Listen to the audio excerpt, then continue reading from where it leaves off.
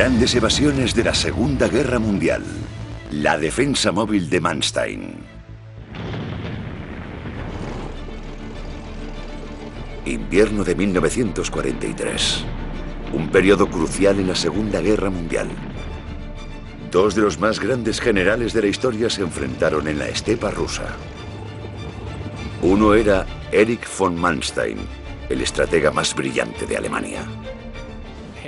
Hitler sentía un profundo respeto por Manstein porque, sin duda, era uno de los mariscales de campo más competentes que tenía, si no el más competente. Von Manstein era reconocido por todos los ejércitos de la Segunda Guerra Mundial como probablemente el comandante operativo más destacado. Frente a él estaba Georgi Zhukov, amo y señor del Ejército Rojo y brazo ejecutor de Stalin. Tenía muchísima sangre fría, tenía los nervios de acero y estaba preparado para ser implacable. Aquel invierno, Manstein iba a necesitar de todas sus habilidades. Las fuerzas de Zhukov le superaban ampliamente en número. Parecía que todo su ejército acabaría acorralado contra el mar. Fue entonces cuando Manstein ideó una nueva forma de guerra defensiva basada en una gran movilidad que alteraría temporalmente el curso de la guerra y se convertiría en una clásica maniobra militar. Y también permitiría que cientos de miles de soldados alemanes completasen una gran evasión.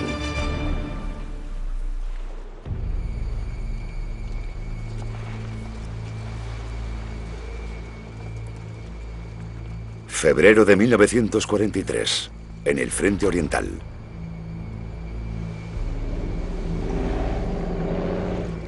El Ejército Rojo perseguía a los alemanes a través del sur de Rusia.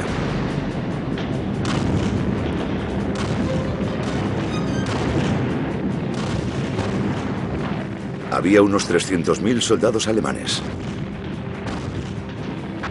pero estaban desplegados por la estepa rusa en un frente de cientos de kilómetros de longitud. Frente a ellos, más de 500.000 de soldados del Ejército Rojo. Existía la posibilidad real de que los alemanes cayesen y que todo el frente oriental de Hitler se viniese abajo. Pero no era únicamente cuestión de números. Los alemanes se enfrentaban a uno de los más grandes generales de la Segunda Guerra Mundial.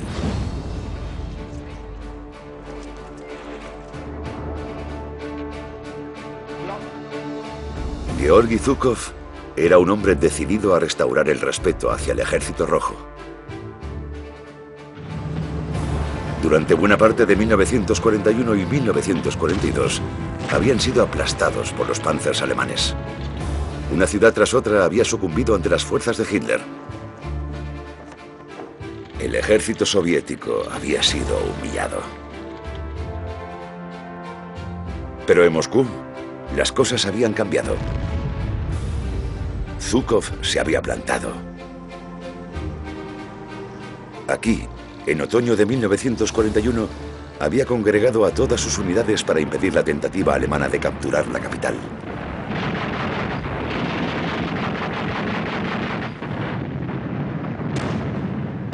Así había frenado el avance alemán. Y Zhukov se había convertido en un héroe nacional. Evan Mosley ha escrito ampliamente sobre el Ejército Rojo durante la Segunda Guerra Mundial. Con esa victoria en Moscú, de repente se convirtió en la imagen representativa del Ejército Rojo. Su fotografía apareció en la portada del Pravda como líder militar clave, y Moscú lo consolidó como un general de éxito.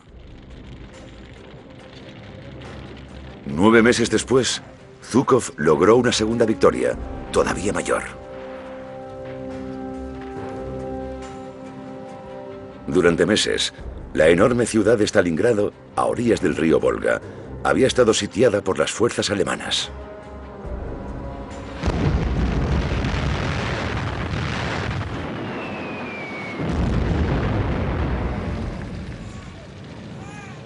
A decenas de miles de civiles soviéticos les esperaba una muerte brutal. Pero entonces, Zhukov recibió la orden de hacerse con el mando. En noviembre de 1942, de forma totalmente secreta, concentró a un enorme ejército. En una brillante maniobra táctica, lanzó una serie de movimientos por los flancos que atravesaron las líneas germanas. Ahora, en lugar de los rusos, eran los alemanes quienes estaban atrapados.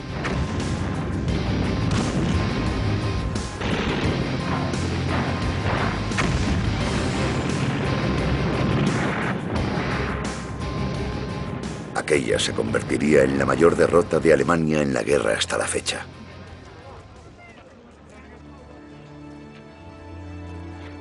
Casi 100.000 soldados alemanes fueron hechos prisioneros. Zhukov se convirtió en el general de mayor confianza de Stalin.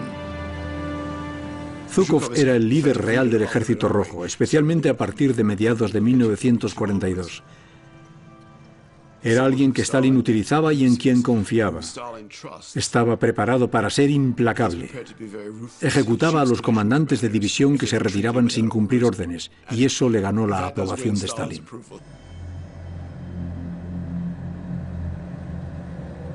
La victoria de Zhukov en Stalingrado frenó en seco el avance alemán a través del sur de Rusia.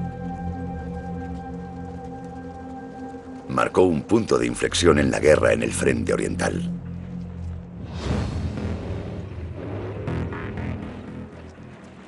Ahora eran los alemanes quienes huían. El mayor general Mango Melvin es un experto en la guerra táctica y estratégica. El mapa muestra la situación estratégica en el frente oriental. Las fuerzas soviéticas empujaron a los alemanes hasta esta línea del frente.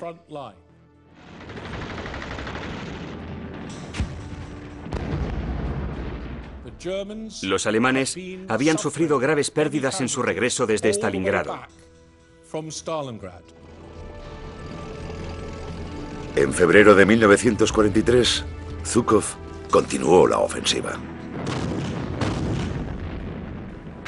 Stalin ordenó una escalada de la ofensiva en la dirección general de Kharkov y Kiev, y en la cuenca del río Don, hasta el curso bajo del río Dnieper.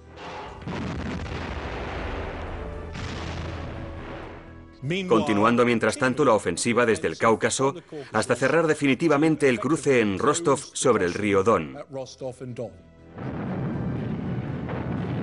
El ala meridional germana, en el frente oriental, estaba en grave peligro de desmoronarse.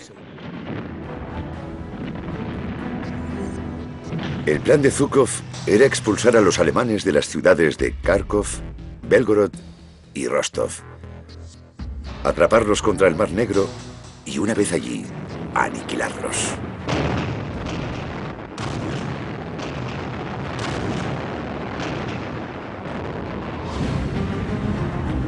El avance del Ejército Rojo no se apoyaba únicamente en un gran general con un número superior de efectivos.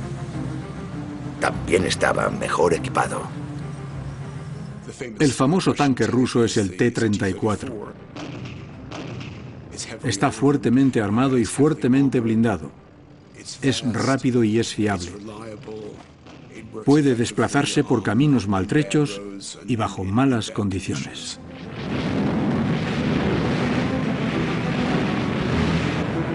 Los rusos también contaban con el terrible lanzacohetes múltiple Katyusha.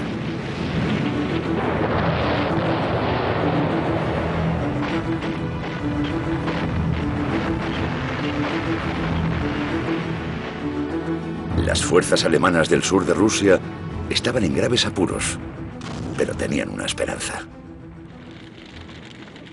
Zhukov no era el único gran general sobre el campo de batalla.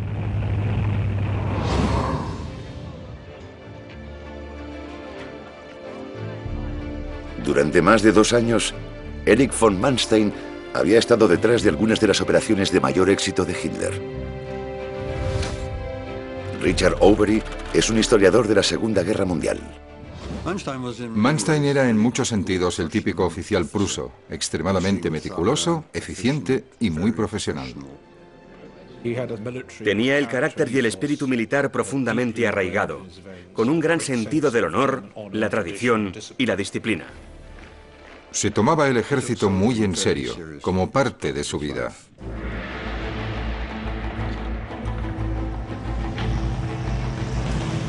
En otoño de 1940, Manstein había planeado y dirigido la invasión de Hitler de Europa Occidental.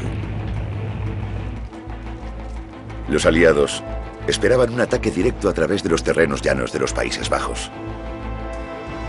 Pero Manstein los había cogido a contrapié. Había enviado a las rápidas divisiones de Panzers a través de la boscosa región de las Ardenas, en un amplio movimiento envolvente que había aislado las líneas del frente aliado.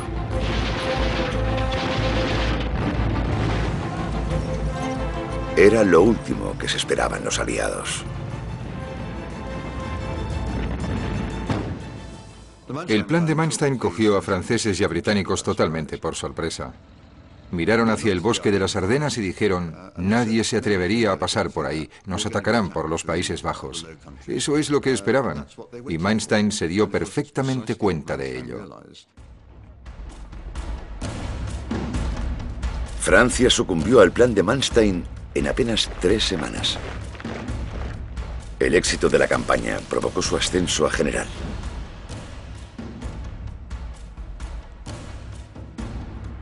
Diez meses más tarde, ya era un comandante destacado en el Blitzkrieg, o ataque relámpago alemán que arrasó la Unión Soviética en verano de 1941.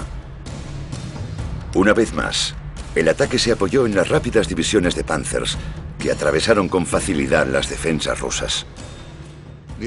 Los blindados se movían muy rápido.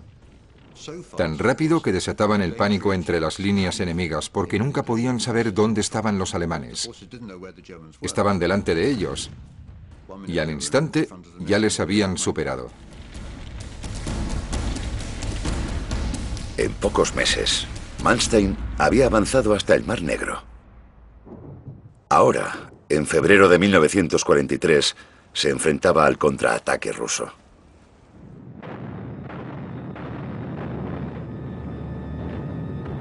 Toda el ala meridional del hasta entonces poderoso ejército alemán en Oriente corría peligro de desintegrarse.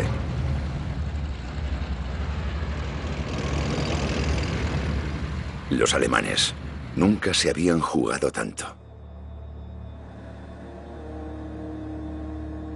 Si Manstein perdía, cientos de miles de soldados alemanes podrían quedar atrapados y morir. Fue entonces cuando ideó una nueva forma de guerra defensiva extraordinariamente eficaz, que no solo cambiaría el curso de la guerra, sino que definiría las estrategias defensivas en los años venideros. De forma inmediata, convirtió lo que podría haber sido una matanza masiva en una gran evasión.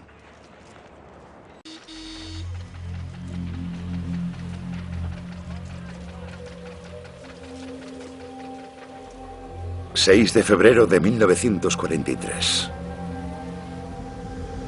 Von Manstein viaja a Alemania para debatir urgentemente con Hitler las medidas a adoptar.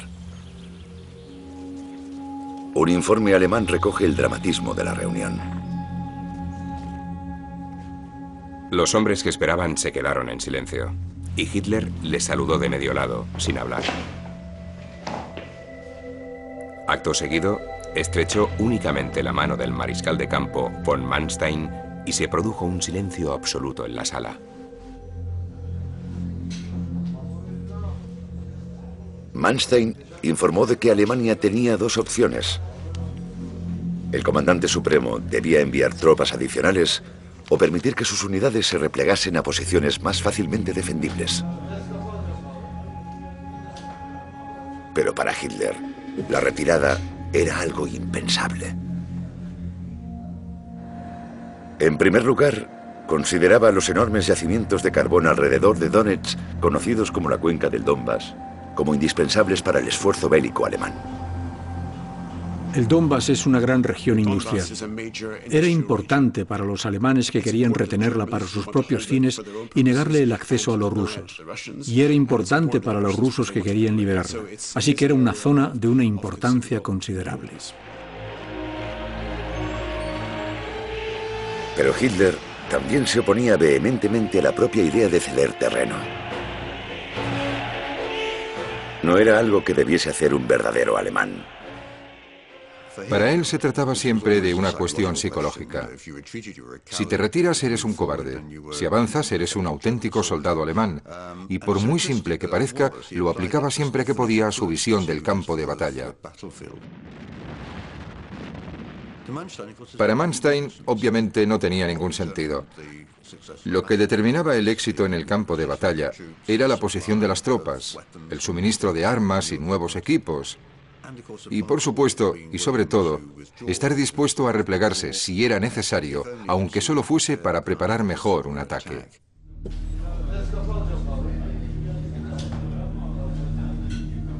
Tras concluir la reunión, Manstein regresó al frente oriental sin la promesa de la llegada de tropas adicionales, ni tampoco un acuerdo para la retirada. Para Manstein fue una época dura.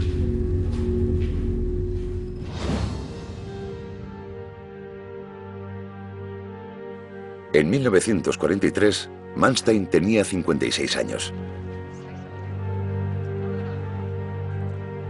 Llevaba casi 2 años pasando dificultades en el frente.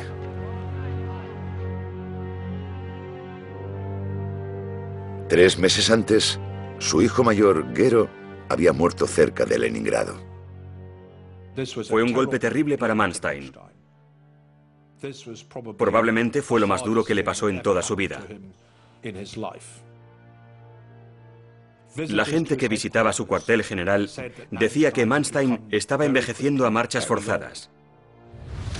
El teniente general Simon Mayall ha servido en Irlanda del Norte, los Balcanes y Oriente Medio. Sabe lo que es estar en el frente. Seguro que no estaba durmiendo bien, que no estaba comiendo bien, que estaba cansado y arrastraba una enorme carga psicológica. Tuvo una época muy solitaria, en la que era consciente de que si fracasaba, significaría la destrucción absoluta del ejército alemán en el sur de Rusia. Para complicar todavía más las cosas, Manstein nunca había sido miembro del partido nazi y tenía una relación incómoda con Hitler. Manstein, al igual que muchos otros militares veteranos, mantuvo sus distancias respecto a Hitler y al partido nazi. Se alegraban mucho, por supuesto, de conseguir victorias para Alemania, pero ellos no las consideraban victorias de Hitler. Y creo que eso produjo siempre una cierta tensión. Creo que Hitler sabía que Manstein era un poco escéptico. Manstein dijo a sus amigos que se sentía luchando una guerra en 2 frentes. Uno contra Hitler y otro contra Zhukov. Era un proceso agotador. Cuando un comandante de alto rango como Manstein empieza a sentir que ya no goza de la confianza del liderazgo político, eso le desgasta muchísimo y socava realmente su capacidad para realizar su trabajo. Y eso lo agotó.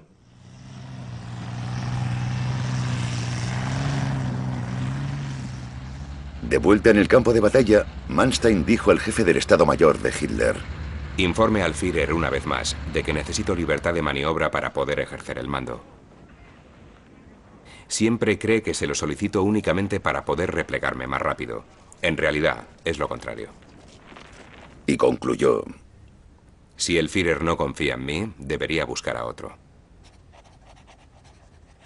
Pero su petición de mayor libertad de acción cayó en saco roto.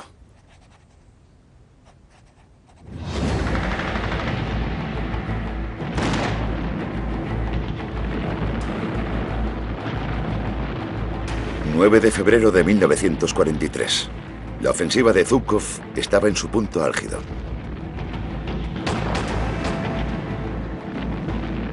Las fuerzas rusas reconquistaron la ciudad de Belgorod.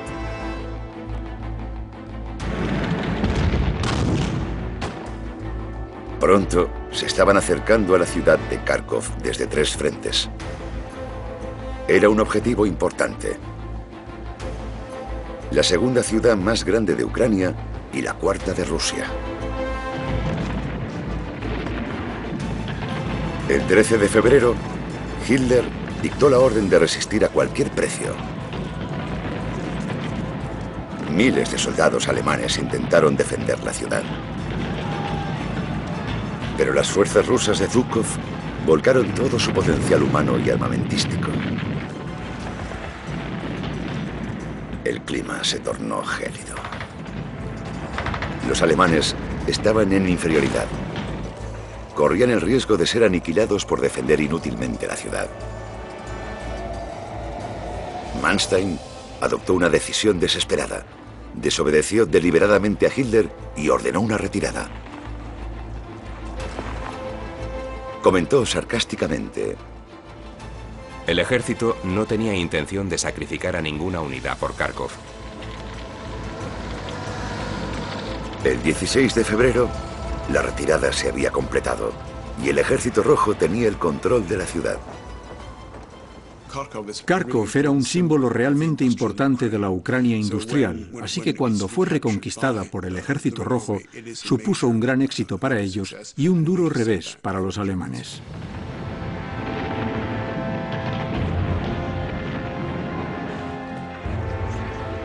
Los soldados de Zhukov ya casi podían oler la victoria.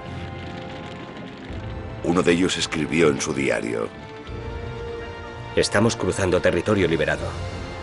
Zonas que llevaban ocupadas por los alemanes durante más de 2 años.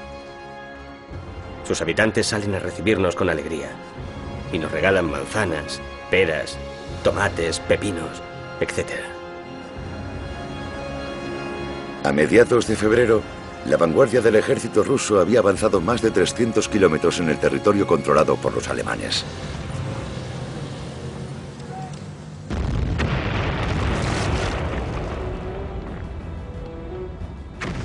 En su retirada, los alemanes hicieron todo cuanto pudieron por contener el avance ruso. Volaron puentes, edificios y aeródromos. Destrozaron las carreteras y las vías de ferrocarril. Fue una aplicación brutal de la política de tierra quemada. Pero irónicamente, aquello espoleó a los rusos a realizar todavía mayores esfuerzos. Cuando los soldados soviéticos se encontraban con pueblos en ruinas, no cabe duda de que eso les motivaba a hacer lo que la propaganda soviética les decía que hiciesen: matar al mayor número posible de alemanes. Los alemanes estaban sirviendo la victoria en bandeja a Zhukov. Tan solo necesitaba seguir avanzando hasta completar su plan de empujar a los alemanes hasta el Mar Negro.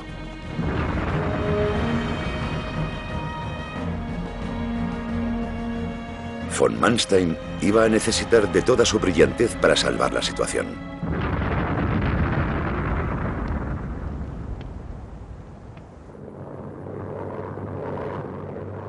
...17 de febrero...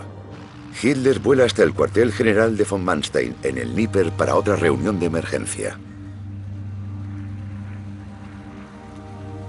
Un testigo presencial de la llegada de Hitler con su perro Blondie relató lo siguiente: descubrí, estremecido, que Hitler tenía muy mal aliento. Cuando cogí su abrigo, aquel bicho alsaciano se puso hecho una furia. Colgué el abrigo del perchero y podría jurar que en los bolsillos llevaba 2 pistolas.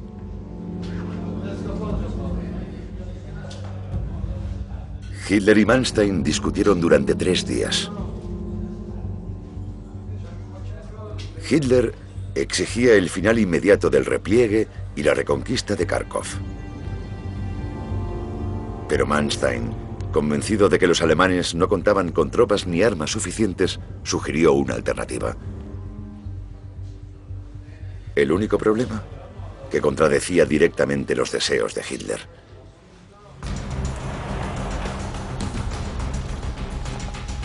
El plan de Manstein consistía en una rápida y poderosa transición del repliegue al ataque. Se conoce como la defensa elástica o móvil.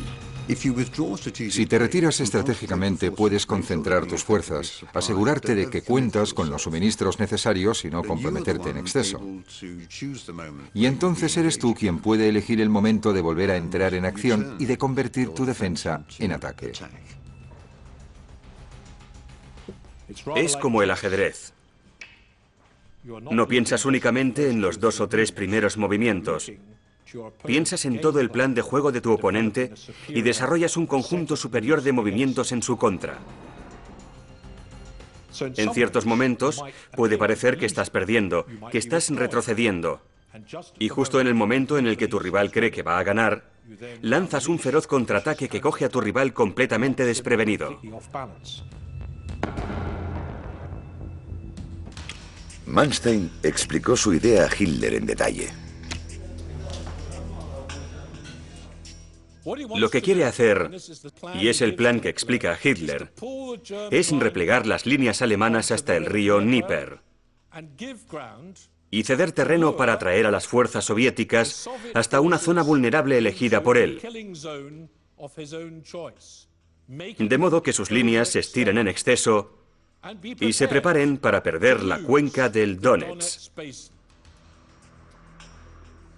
Eso generaría las condiciones para lanzar un contraataque en 2 fases. La primera, recuperando Kharkov. Y la segunda, aplastando a las fuerzas soviéticas contra el mar de Azov. Con este tipo de poderosa contraofensiva, Manstein creía que podía derrotar la ofensiva soviética y comenzar a establecer las condiciones para firmar las tablas o un empate en el frente oriental.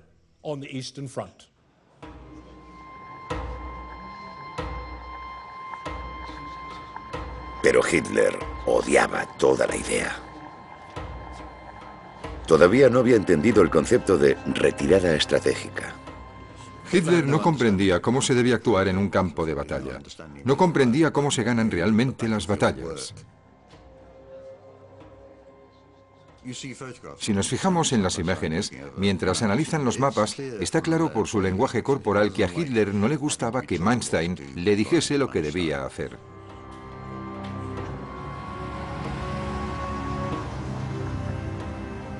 Tres días después, Hitler regresaba a Alemania sin dejar claro si aceptaba la táctica de Manstein o no.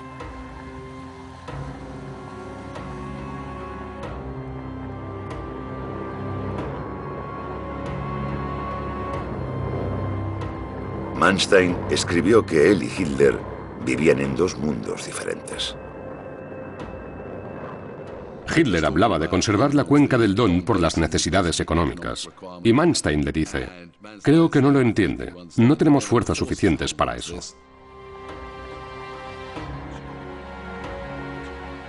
Pero con la marcha de Hitler, Manstein tenía libertad para tomar sus propias decisiones. Era un momento crucial para los alemanes. Pero los rusos también se enfrentaban a grandes decisiones.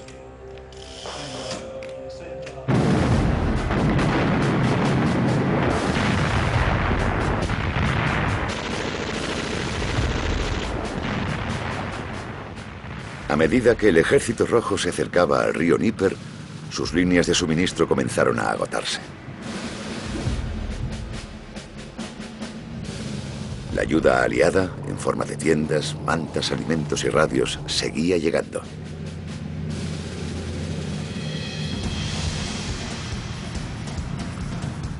Pero el comandante ruso, Georgi Zhukov, se enfrentaba a un dilema. ¿Hasta dónde y a qué ritmo podía avanzar sin estirar sus líneas en exceso, haciéndolas vulnerables a un posible contraataque? Los depósitos de suministros estaban en la retaguardia, a cientos de kilómetros de distancia. Creo que el problema que tienen los rusos es que son distancias muy largas. No cuentan con el modo de transporte necesario para mantener el ritmo. Cuanto más retroceden los alemanes, menores son sus problemas de suministro. Cuanto más avanzan los rusos, mayores son los suyos. Los suministros y la logística son una cuestión clave en estas batallas. Zhukov tuvo que hacer auténticos malabarismos. Stalin quería que avanzase y aplastase a los alemanes. Pero Zhukov sabía que sus líneas de suministro habían llegado al límite. Finalmente, decidió seguir adelante con el ataque.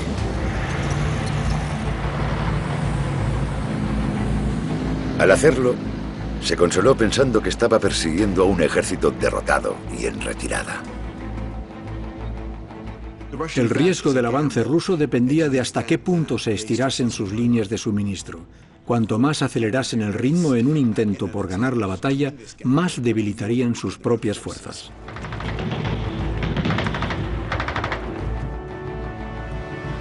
Mientras Zhukov analizaba la situación, una duda dominaba sus pensamientos. ¿Corría el riesgo de malgastar su oportunidad?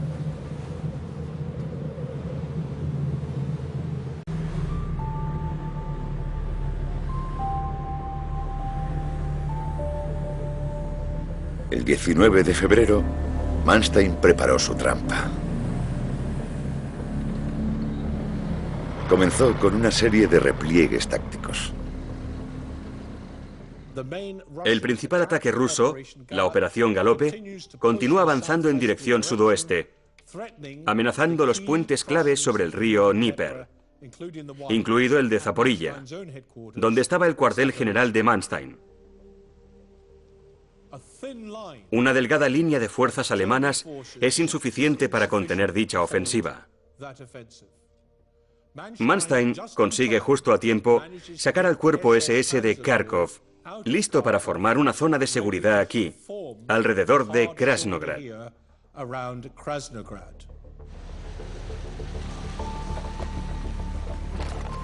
Esa era la primera fase de la trampa de Manstein.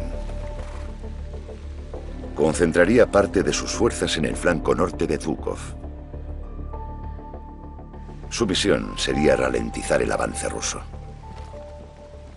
Mientras tanto, las últimas fuerzas alemanas llegan desde el Cáucaso, y Manstein consigue reunir su principal fuerza de ataque aquí, al sur de la principal ofensiva rusa. Su misión sería perforar y destruir la principal línea de ataque de Zhukov. La maniobra fue una extraordinaria proeza logística. Trasladar a un ejército que englobaba cientos de miles de personas, a miles de tanques, a miles de vehículos no blindados y cantidades enormes de provisiones en mitad del absolutamente salvaje invierno ruso es una hazaña digna de un genio de la logística.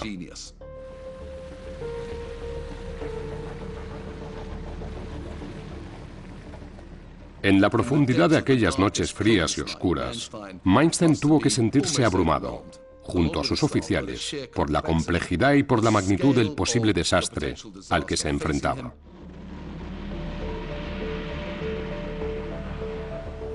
La noche del 19 de febrero, la trampa quedó tendida. Los alemanes estaban concentrados en ambos flancos de la vanguardia rusa.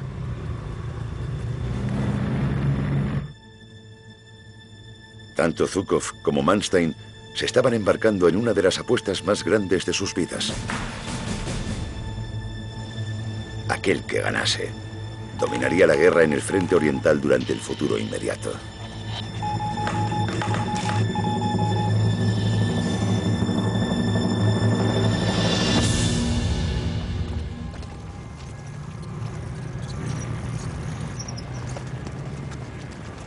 El 20 de febrero de 1943, Manstein accionó la trampa y pasó de la defensa al ataque.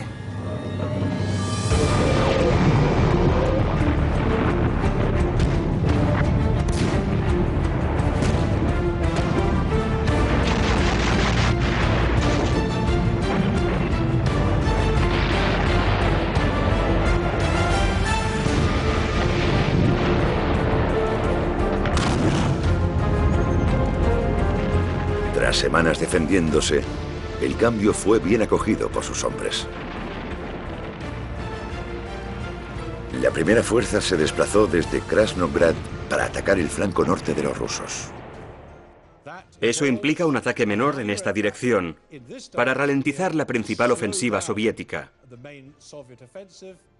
mientras que la mayor parte de su ejército ataca en dirección norte para derrotar a estas fuerzas soviéticas.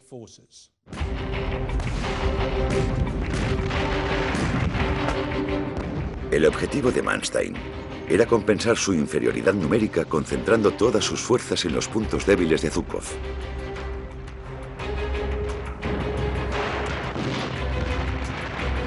Sabía que las divisiones de élite del Ejército Rojo ocupaban la vanguardia del frente. Más atrás venían los soldados menos experimentados.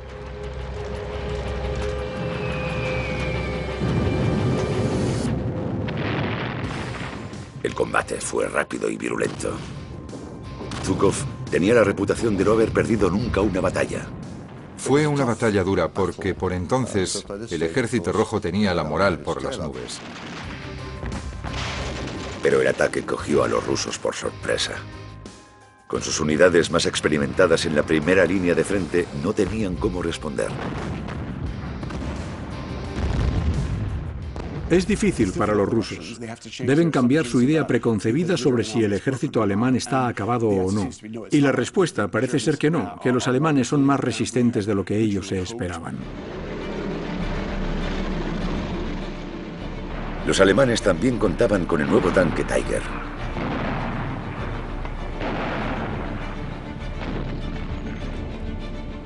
Era un modelo superior al T-34 ruso.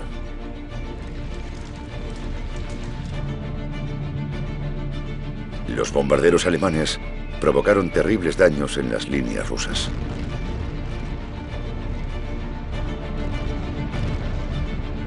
Los rusos comenzaron a quedarse sin combustible ni munición. Sus tanques, en concreto, necesitaban reparaciones urgentes, pero sus unidades de reparación estaban a kilómetros de distancia de las líneas del frente, demasiado lejos para poder resultar de alguna utilidad.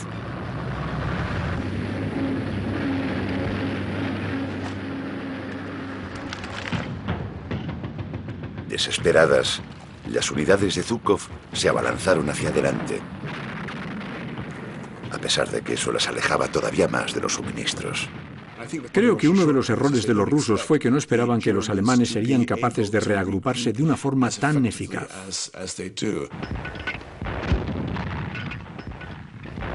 Los alemanes demostraron una resistencia extraordinaria, demostraron una gran capacidad para improvisar, incluso estando al borde del desastre.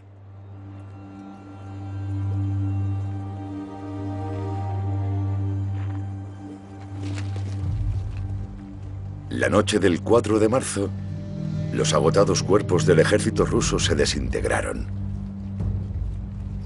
Los alemanes acorralaron e hicieron prisioneras a unidades enteras. Zhukov había sido derrotado. Las pérdidas soviéticas en el frente meridional fueron considerables tras la contraofensiva de Manstein. Fue un auténtico golpe para el Ejército Rojo. Los alemanes afirmarían posteriormente haber contado 23.000 soldados rusos muertos en el campo de batalla y haber capturado a decenas de miles de prisioneros rusos.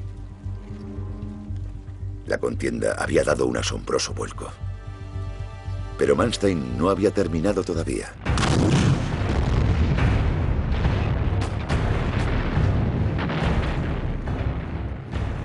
Con las tropas de Zhukov exhaustas y en retirada, Manstein sacó partido de su ventaja.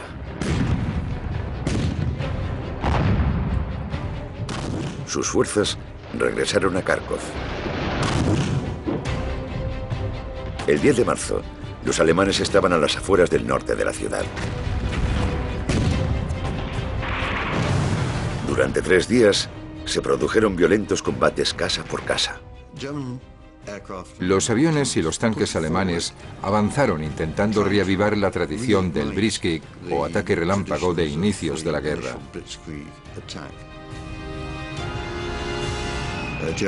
La aviación alemana bombardeó las posiciones rusas en Kharkov,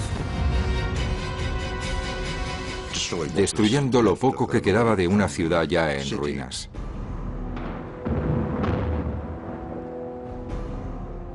Tres días después, los rusos se retiraron. Kharkov fue capturada y de nuevo un número importante de soldados soviéticos cayó en manos alemanas. Los alemanes siguieron avanzando muy rápido y la ofensiva soviética se desmoronó.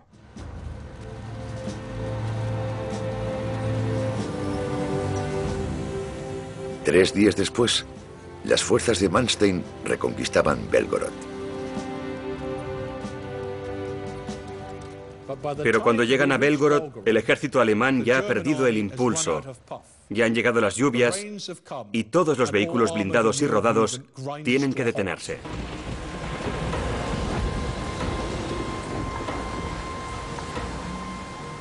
Con el deshielo de la primavera, los movimientos militares se volvieron imposibles. Los dos bandos se quedaron en punto muerto.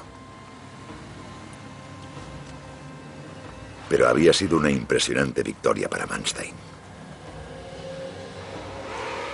Un hombre conocido por su dominio del ataque relámpago había creado una nueva forma de defensa con gran movilidad.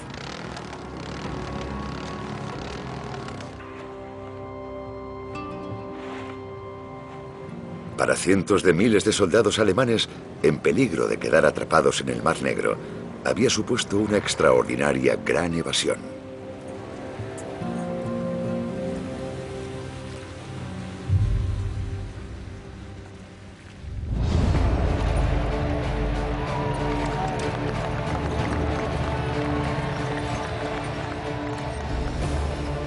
Durante el verano de 1943, a medida que el Ejército Rojo crecía en efectivos y en organización, las fuerzas de Hitler volvieron a verse contra las cuerdas en numerosas ocasiones.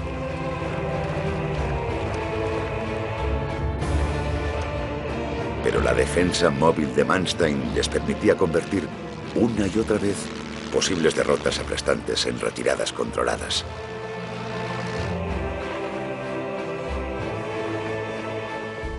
En todas ellas, Manstein compensaba su inferioridad de efectivos con velocidad y agilidad.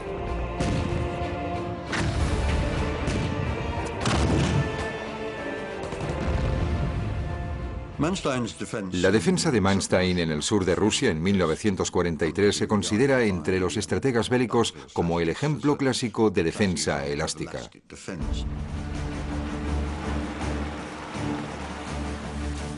6 meses más tarde, la estrategia defensiva de Manstein permitiría a más de 500.000 de soldados alemanes replegarse y cruzar a salvo el río Dnieper.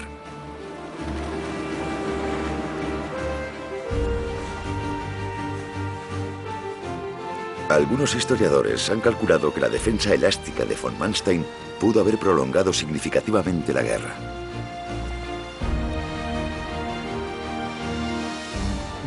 La capacidad de Manstein para dirigir una enorme batalla de maniobras y contramaniobras retrasó el final de la guerra, según mis cálculos, como mínimo entre 3 y 6 meses, tal vez un año.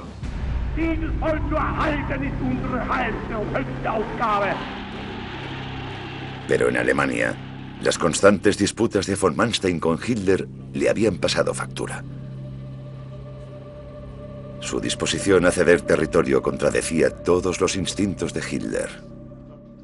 Seguía habiendo una relación incómoda entre él y Hitler.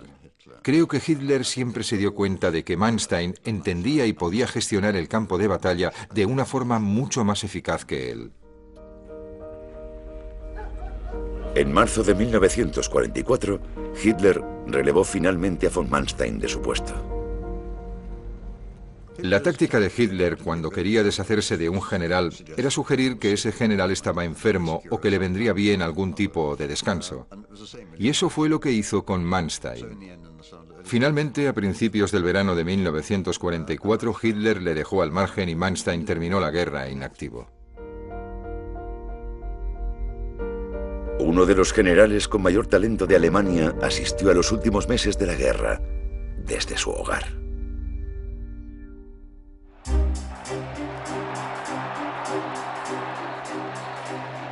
...7 de mayo de 1945. Los nazis se rinden. Nuremberg, Germany, once the holy city of Nazism, becomes the setting of an epic event. Here, under the vigilant eyes of Allied military police, the 20 most important surviving members of the Hitler Gang go on trial. Uno de los hombres que se enfrentaba al juicio era Erich von Manstein. Pero inesperadamente contaba con partidarios en el bando aliado que veían en él a un soldado profesional y no a un nazi. Sorprendentemente, le defiende un miembro laborista del Parlamento, George Paget, que se manifiesta firmemente en su favor. Muchos de los subordinados de Manstein también declaran a favor de su defensa. Y hasta Winston Churchill contribuye a un fondo para financiar la defensa de Manstein. Manstein es juzgado por 17 cargos, queda absuelto de 8 de ellos y es condenado por los 9 restantes. Manstein fue condenado a 18 años de prisión, que posteriormente se reducirían a 12.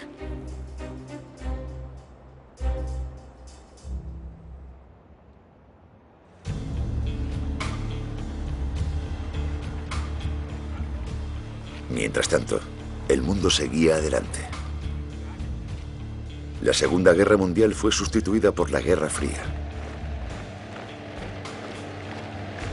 Las fuerzas occidentales y soviéticas se enfrentaban separadas por el llamado telón de acero. En la zona oriental, el antiguo enemigo de Manstein, el mariscal Zhukov, ahora ministro de Defensa de Stalin, formó un enorme ejército que superaba ampliamente los efectivos de la OTAN en Occidente. Hay un paralelismo muy interesante entre la situación de enfrentamiento con la OTAN en Alemania durante la Guerra Fría y el enfrentamiento con las fuerzas alemanas en el frente oriental. Había una enorme fuerza soviética dispuesta a lanzar un ataque contra la OTAN.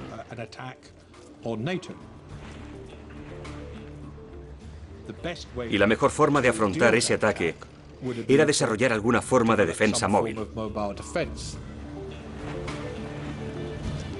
Fue entonces cuando los líderes occidentales recurrieron al experto obvio, Erich von Manstein. Tras cumplir solo 4 de los 12 años de su condena, quedó en libertad. Manstein, el genio que había estado detrás de la invasión de Europa occidental en nombre del fascismo, se convirtió en un defensor de la democracia occidental. Dado que había sido capaz de distanciarse de los aspectos más desagradables del Tercer Reich, y dado que estaba claro que había desempeñado un papel importante en los éxitos operativos de las Fuerzas Armadas alemanas, Occidente estaba muy interesado en lo que podía ofrecer.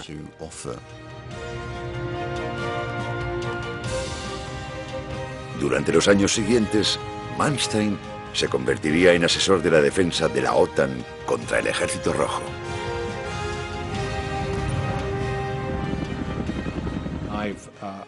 He descubierto numerosas pruebas de simulacros de guerra y otros materiales que demuestran que la OTAN había examinado cuidadosamente lo que había hecho Manstein, especialmente en el contraataque de Kharkov en 1943, como un modelo para ese tipo de contraofensivas.